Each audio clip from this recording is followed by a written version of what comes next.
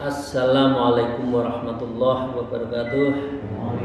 A'udzubillahiminasyaitonirrajim. Bismillahirrahmanirrahim. Alhamdulillahilladzi hadana li hadah wa ma kunna linahtadiya laula an hadanallah. Asyhadu an la ilaha illallah wahdahu la syarikalah wa asyhadu anna Muhammadan abduhu wa rasuluhu la nabiyya ba'dah. A'udzubillahiminasyaitonirrajim. Bismillahirrahmanirrahim. Ya ayyuhalladzina amanu taqullaha wa kunu ma'as shadiqin. Amma ba'd. Para jamaah, khususnya para salikin, bapak ibu, sahabat, kolega, tuan-puan dimanapun berada, semoga kita senantiasa mendapatkan rahmat dan maunah dari Allah Subhanahu wa taala. Dan karenanya kita bersyukur, alhamdulillahirabbil alamin ala kulli halin wa nikmatin, dan senantiasa berselawat Allahumma shalli ala sayyidina Muhammad wa ala alihi washabihi. Para jamaah, atas izin guru mari kita melanjutkan ngaji kita di dalam kitab Risalatun Awanah bi babil Al-Qur'an wal Hadis.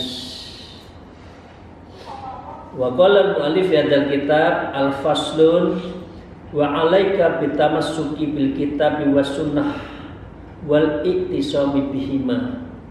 Wa 'alaika, dan tepatilah, peganglah olehmu, bitamassaka, dengan betul-betul berpegang teguh, bil kitabi, dengan kitab Allah Al-Quran, was sunnah, dan hadis, wal iktisami bihima, dan engkau harus berpegang teguh berdua itu.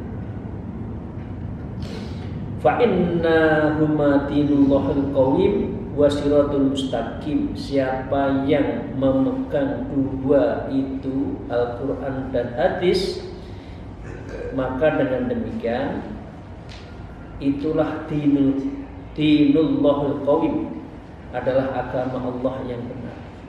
Wasiratuhul mustaqim, dan ini menjadi pelentera, pencerah, menjadi bagian yang menyinari kita menuju siratal mustaqim, yaitu jalan menuju Allah yang lurus itu.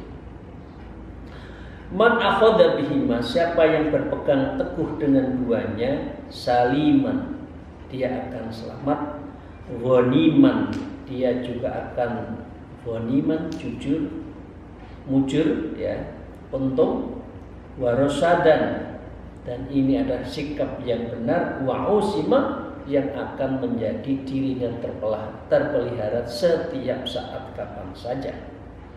Wa man hada anhuma, siapa saja yang berseberangan, tidak mau mengambil Al-Quran dan hadis sebagai pegangan hidupnya, dallun, maka orang itu akan tersesat, wa nadam, akan menyesal, wa halaka, dan menghancurkan jiwanya di dunia dan akhirat, wa qasaman, dan dia akan binasa.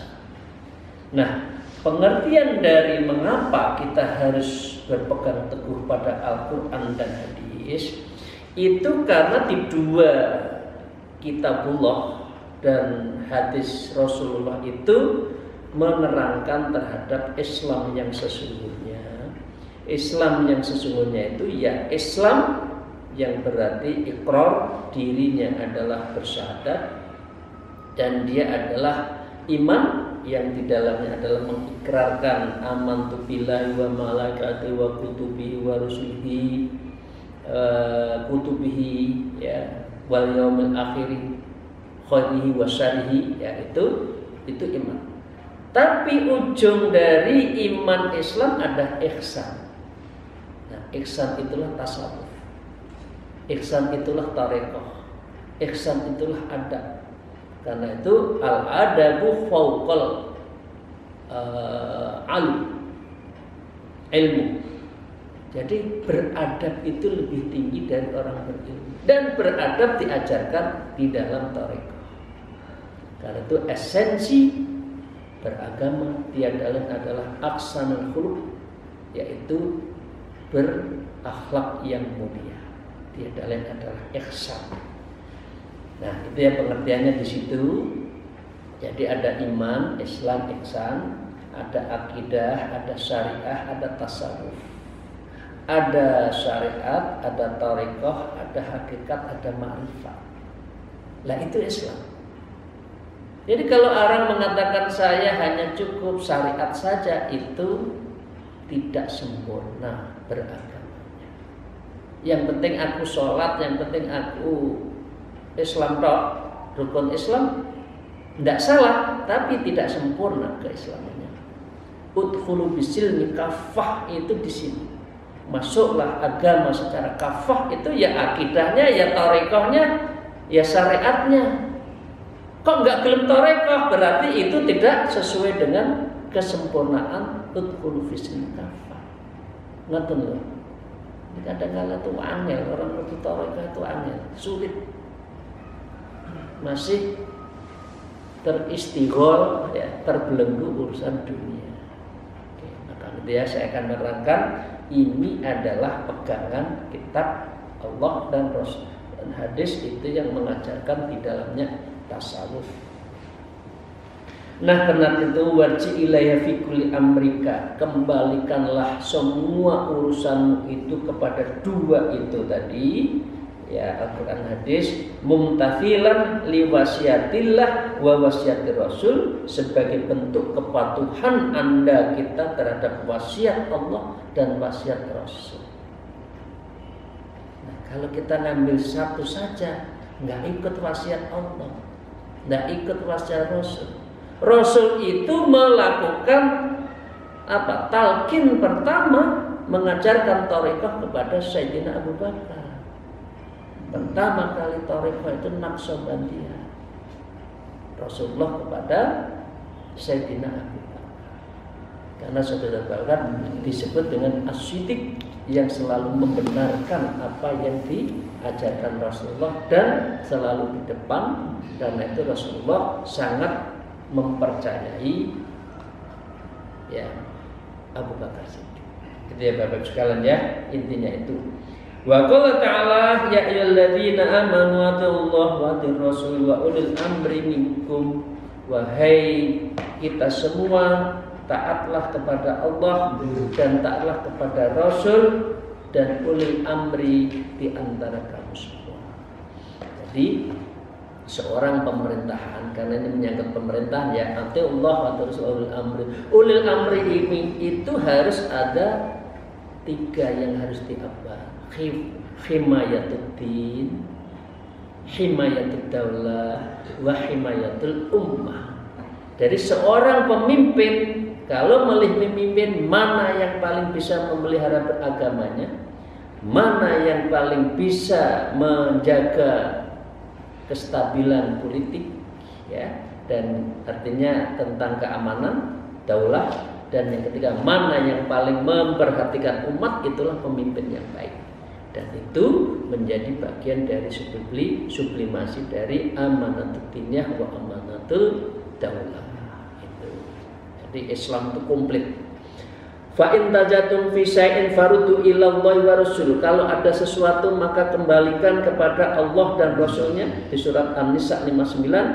Ay ilal kitab wa sunnah, yang tiada lain adalah kitab Allah, Al-Quran dan hadis.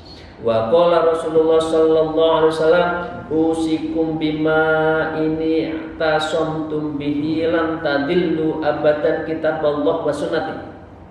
Sampai Rasulullah menyampaikan sebuah hadisnya dan berwasiat, wahai kalian semua, kalian berpegang teguhlah kepada semua urusan kepada Al-Quran dan hadis, kalian tidak akan sesat selamanya.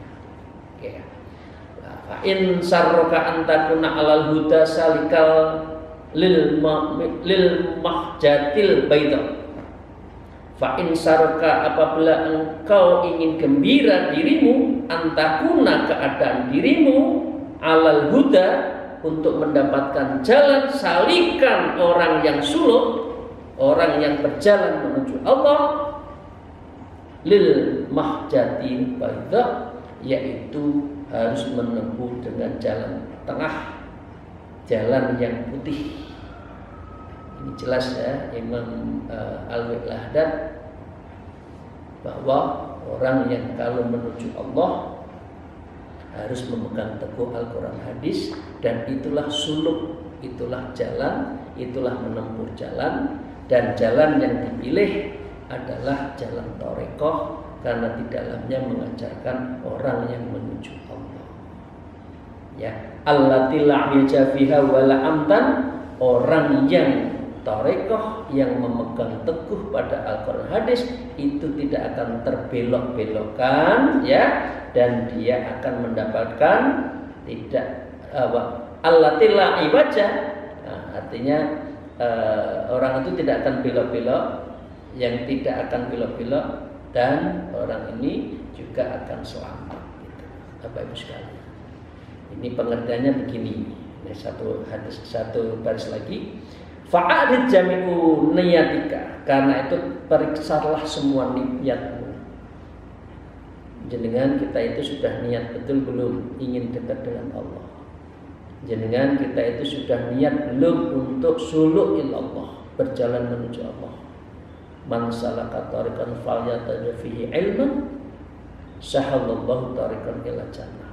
Sapa wongi, siapa saja yang berjalan, artinya suluk, dan suluk itu adalah laku dari tariqah, falyataja fihi ilman, dan di dalamnya ada ilmu yang mendekatkan kepada Allah, ilmu agama, sahalallah, maka orang itu akan dipermudah tariqan, jalan ila jannah, jalan menuju surga.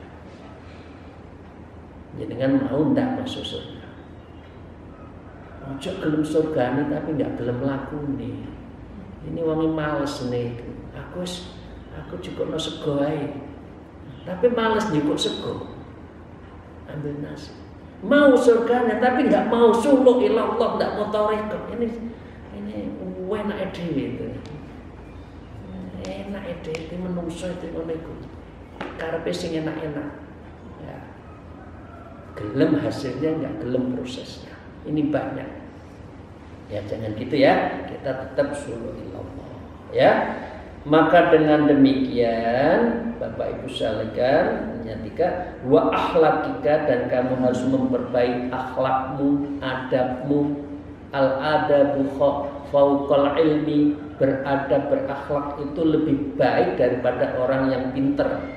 Orang pinter biasanya minterin.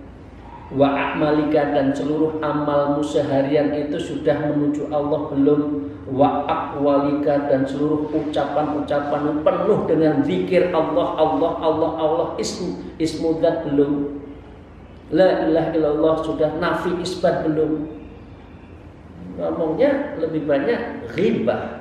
Gimana orang mau menuju Allah? Dan itu semua alal kitab wa sunnah, dan itu harus didasarkan kepada kitab sunnah. Fakhudh ma wafaqa wa da' ma khalafa, maka ambillah segala sesuatu yang ditinggal, yang sesuai, dan tinggalkanlah yang bertentangan dengan sunnah. Artinya orang yang berthariqah, orang yang makrifat, orang yang tasawuf itu pasti syariatnya kuat. As-syari'atu bila haqiqatu adalah adilah. Artinya orang yang memegang teguh pada syariat belaka, tidak bertasawuf, tidak berthariqah, itu adilah, tidak tahu arah. Sekali lagi saya ibaratkan, kalau di Kediri itu ada persdelapanan gumul ya. Jadi gumul itu jalannya panjang. Ini di tengah nggak ngerti, tilang-tilung toh. Kalau di Jakarta katakan di Bundaran HI jalannya banyak, mau kemana nggak tahu. Kalau di Semarang ada Simpang 5, mau kemana nggak ngerti. Karena apa? Hanya syariat, tidak pernah thariqah. Nah, sebaliknya at-thariqatu bila syariat al-batilah. Tetapi kalau orang tarekoh syariatnya compang-camping, itu juga batil lah, juga itu enggak benar. Jadi orang itu harus dua-duanya, ya syariat ya tarekoh, ya tarekoh ya syariat. Betul nggih? Mungkin ada saatnya yang sudah umur, dah bismillah nyating sun ngraketaken dumateng ngarsane Gusti Allah inggih menika badhe mlebet tarekoh. Itulah bekal kita menuju Allah. Betul nggih? Kula lajengaken, kita lanjutkan Bapak Ibu sekalian. Wala tabdi fid din wala tadbi' ghairu sabilil mukminin, karena itu kamu jangan berbuat sesuatu yang di luar agama Allah, dan kamu jangan mengikuti orang-orang yang tidak beriman. Nah, jadi kalau mengikuti itu jangan orang-orang yang tidak beriman. Ikuti ya, wa kunu ma'as-shadiqin yang saya baca sehari-hari itu. Ya ayyuhalladzina amanu taqullaha kunu ma'as-shadiqin. Bersamalah engkau orang-orang shadiqin, orang yang benar, orang yang lurus, orang yang menuju Allah, orang yang bertarekat, orang yang bertasawuf, orang yang ahli ma'rifat, ulama khos. Itu yang diikuti. Kata nggih, jangan ikuti artis, pakaiannya gini diikuti, ya caranya ngomong begini diikutin, ngoten nggih. Fatah sirat dunya wal akhirah dzalika wal khusranul mubin. Karena itu apabila engkau mengikuti orang yang tidak shadiqin, tidak tarekoh, tidak di jalan Allah, kamu akan fatah sirat dunya wal akhirah, rugi dunya wal akhirah, rugi juga akhirat. Dzalika wal khusranul mubin, dan itu adalah sebuah kerugian yang sangat nyata. Surat Al-Hadid ayat 11. Nah, wa ayyaka muhdatsan al-umuru mukhtalafatil ara', dan berhatilah kamu dengan perkara yang kamu buat, artinya di luar agama, dan itu bertentangan dengan Quran hadis, tidak boleh. Faqad qala alaihi wasallam kullu muhdatsin bid'ah wa kullu bid'atin dhalalah. Setiap perkara yang beragama yang tidak berdasarkan pada Allah dan Rasulnya itu adalah bid'ah, dan setiap bid'ah adalah dhalalah. Wa qala alaihi salam man ahdasa fi amrina hadza ma laysa minhu fa huwa alaihi raddun. Siapa yang berperkara mengambil sebuah amalan yang tidak sesuai dengan Rasulullah dan Allah, itu adalah bukan dari agama dan dia adalah ditolak. Ya, sekarang pengertian bid'ah. Kadang-kadang orang salah melihat bid'ah. Nah, bid'ah itu tidak ada di Al-Qur'an. Bid'ah itu adalah yang tidak di Al-Qur'an hadis. Nah, zaman Rasulullah juga ada speaker itu. Lah orang kalau pakai sholat speaker berarti bid'ah. Orang pergi haji naik ontok, sekarang naik pesawat berarti bid'ah. Nah, pengertian bid'ah bukan begitu. Karena itu Imam Alwi Al-Haddad menyampaikan wal bid'atu talatun bid'atun hasanah wa ya mar'ahu a'immatul huda, bahwa bid'ah itu ada ada 3 bentuk bid'ah. Yang pertama adalah bid'ah hasanah, bid'atun hasanah wa hiya mar'ahu a'immatul huda, yaitu bid'ah yang di dalamnya dilakukan oleh para imam-imam terdahulu, oleh sahabat Rasulullah dan yang telah mendapatkan petunjuk. Mimma yuwafiqil kitab wa sunnah, dan itu tidak bertentangan dengan hadis dan sunnah, meskipun hadis dan sunnah, meskipun Al-Quran hadis tidak menyebutkan eksplisit, ya. Min haitsu itsar aslih, dan itu semua dilakukan untuk memprioritaskan yang lebih baik, agar lebih baik beragama ini, wal anfa, dan yang lebih manfaat, wal ahsan, dan lebih. Jadi bid'ah itu kuncinya 3. Al-aslah, al-anfa, al-ahsan. Kalau amalan kita itu lebih baik, menyempurnakan, lebih bermanfaat dan ahsan, itu namanya bid'ah hasanah. Jadi di dalam NU ya saya sebagai ketua umum itu ya izin salah satu kriteria untuk mengambil kebaikan itu adalah al-muhafadzatu ala qadimis sholih wal akhdhu bi jadidil aslah. Ya, mengambil yang lama, mempertahankan yang baik, tapi dan mencari kepada sesuatu yang aslah, yang lebih baik. Itu namanya prinsip di dalam beragama. Contohnya apa? Wadzalika kajam'il Qur'an fi muqsabil Abi Abu Bakar, seperti halnya mengumpulkannya, menghimpunnya serpihan-serpihan Al-Qur'an dalam satu mushaf yang dilakukan oleh Sayyidina Abu Bakar. Dulu itu Al-Qur'an itu hanya serpihan. Zaid bin Sabit ditulis, dikumpul-kumpulkan, ayat dikumpulkan. Nah, itu bid'ah tapi hasanah. Oke ya. Wana nasbid diwan wa sholatit tarawih al-ummah, dan mendirikan sebuah pengadilan ya dalam bentuk sholat tarawih berjamaah oleh Sayyidina Umar. Dulu sholat itu kalau orang nggak tarawih dipukul. Mana itu si A si B kok nggak sholat tarawih? Sayyidina Umar sholatnya 23. Itu bid'ah tapi hasanah, anfa ahsan, itu loh. Rasulullah hanya 8 sing ro. Di rumahnya nggak berhenti itu setiap malam. Kadang-kadang orang itu mengambil itu hanya sepintas. Iya, di masjidnya 11, tapi di rumahnya nggak berhenti. Kuatnya dengan atas Rasulullah kan betul ya. Nah, ndak kuat itulah oleh Umar, kemudian ya wes terong 23 ae. Tapi ayo jamaah di masjid. Sing ra gelem salat masjid tak gepuk menurut Sayyidina Umar. Sing ra gelem yang enggak mau bayar zakat tak pukul, itu Sayyidina Umar. Itu berarti apa? Bid'ah hasanah. Kuncinya aslah, anfa wal ahsan. Kuncinya itu. Jangan semua dianggap bid'ah. Takhayul, ya Allah ya Rabbi, ini enggak baca lengkap ya, gitu ya. Kemudian wa tartibul mushaf, dan menetapkan, melahirkan sebuah mushaf, wal adana, dan pelaksanaan adzan yang pertama di hari awal yaumul Jum'ah lil Utsman, di zaman Utsman. Zaman Utsman ini mau sholat Jumat kok nggak ada uang ya, orangnya kok belum datang, ayo adzan. Nah, sekarang diikuti adzan. Nggak usah mempermasalahkan adzannya siji atau loro. Yang dipermasalahkan adalah mereka yang tidak sholat Jumat. Ini masih diperkarakan sholat adzan 2 gitu ya.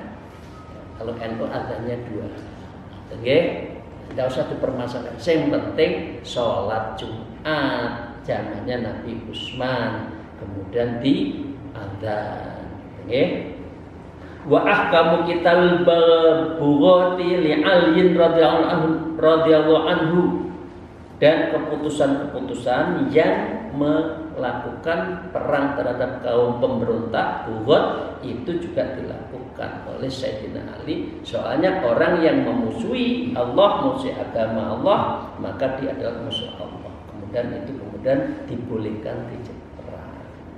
Nah, wal khulafai arbah, dan tambahan-tambahan bid'ah hasanah lagi yang dilakukan oleh para khulafaur rasyidin. Saya teruskan untuk biar lengkap. Yang kedua, watani bid'atun madhumatun ala lisanin zuhdi wal qana'atil faqat. Yang kedua adalah bid'ah yang tercela berdasarkan atas lisan dan zuhud dan orangnya qanaah. Kalau hidupnya berfoya-foya itu nggak benar. Artinya itu lesannya bicara yang enggak itu juga tidak benar. Itu bid'ah. Ya, dan itu adalah tercela. Ya. Meskipun dia mengatakan dirinya zuhud. Ya, contohnya apa? Bid'ah kedua itu adalah katawasu'i fil malabis.